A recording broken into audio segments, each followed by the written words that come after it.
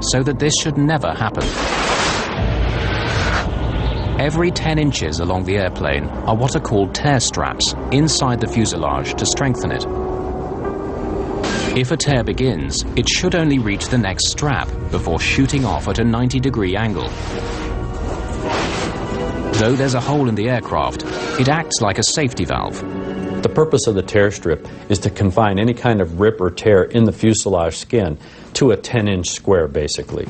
If you allow it to propagate beyond this 10-inch square, you could then compromise larger sections of the fuselage and cause a blowout. The 10-inch square allows a controlled decompression and confines any structural damage to a very small area. So why has the safety valve failed here?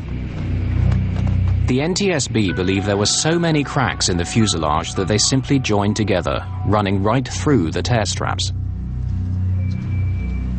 The Aloha airplane was kind of unique in a couple of ways. The way it was operated was with very short flights, so you had large numbers of these pressurization cycles, and stress was going on and off on these rivet locations. And secondly, with the disc bonding, all this stress is now going through the rivets, and that led to the linking up of these cracks and then the roof coming off the airplane. But is that the final answer on what happened to Flight 243?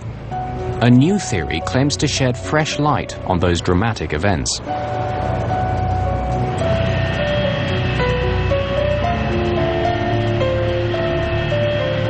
Matt Austin is an engineer who lives in Honolulu.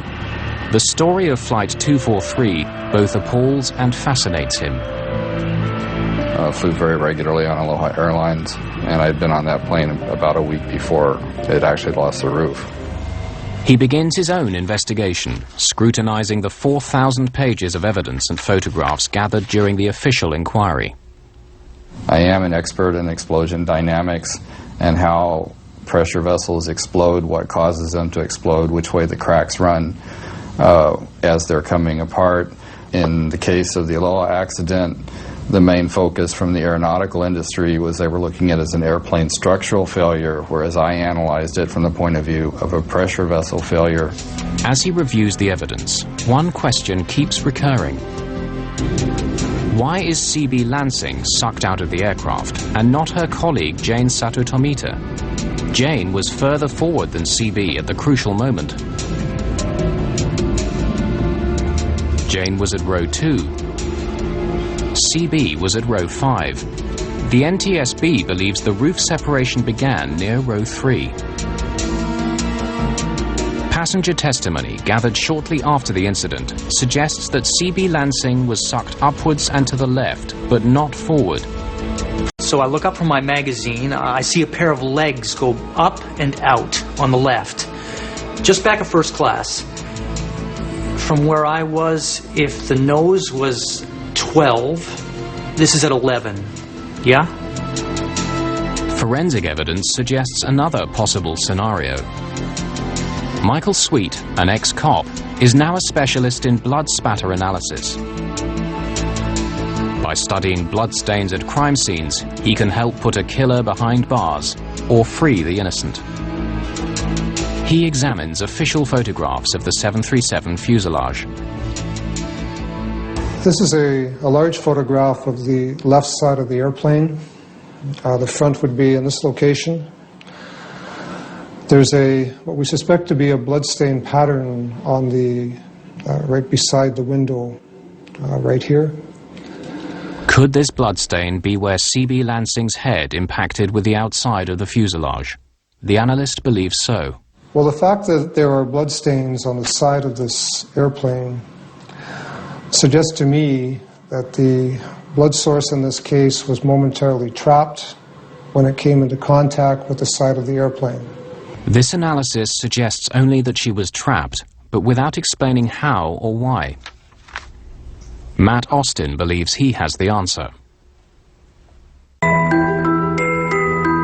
1988, a Boeing 737 owned by Aloha Airlines in Hawaii suffers an explosive decompression in midair. Amazingly, it lands safely with the loss of one crew member. Investigators blame metal fatigue due to poor maintenance. But a new and controversial theory has emerged. challenging at least part of the chain of events. What if a safety hole has opened up as it was designed to do, but directly above the flight attendant? Matt Austin believes CB Lansing is sucked into the safety hole, momentarily blocking it. All of the air that's trying to escape has no place to go, so it built up a huge pressure spike, and that's what blew the roof off the top of the airplane. What he's describing is known as a fluid hammer. In scientific terms, air is fluid, as is water. Here's a simple demonstration in a bathtub. The water is in fact escaping through the drain. As we move the drain plug back down toward the hole, it will immediately slam shut and create a force, which is a simple example of a fluid hammer. He believes this phenomenon, on a giant scale, caused the accident. It's very tragic, but if we don't look at the forensic evidence that's left, then we won't understand exactly what caused the explosive decompression and possibly prevent a future occurrence. The NTSB say that the fluid hammer theory is valid scientifically, but for them the evidence still points to something simpler, a virtually simultaneous failure in the airplane's many weak spots. The Safety Board's investigations are never really closed. We always would take into account any new information that comes out. I believe in the case of the Aloha accident, we have not changed our probable cause, and we still are sticking with the probable cause as we determined back in 1988. Since the crucial physical evidence was never found, what happened on board at the precise moment of explosion will probably never be known. Aloha Airlines management took most of the blame for their poor maintenance regime.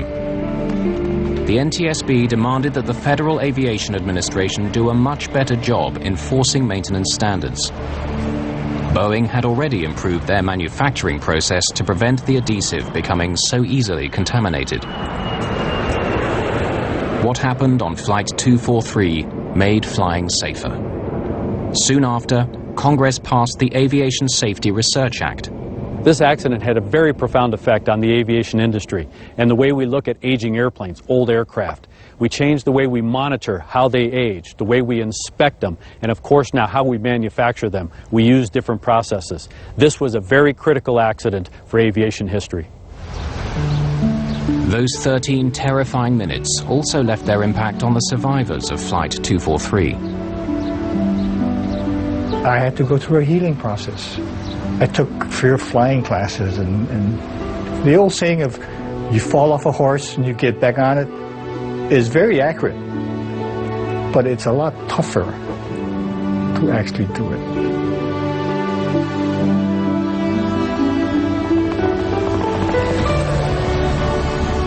Patricia Aubrey had to find a way of dealing with the memories also. Her way was to revisit the same piece of airspace where the terror unfolded. I'd go flying with my psychologist. You go through what they call desensitization, where you confront your fear and you just do it so many times that you can do it without having a bad reaction. Before that happened, if something bad happened to me, I'd go, I hate life. But I don't hate life. I can deal with it. Bring it on. I'll take care of it. I'd much rather be alive.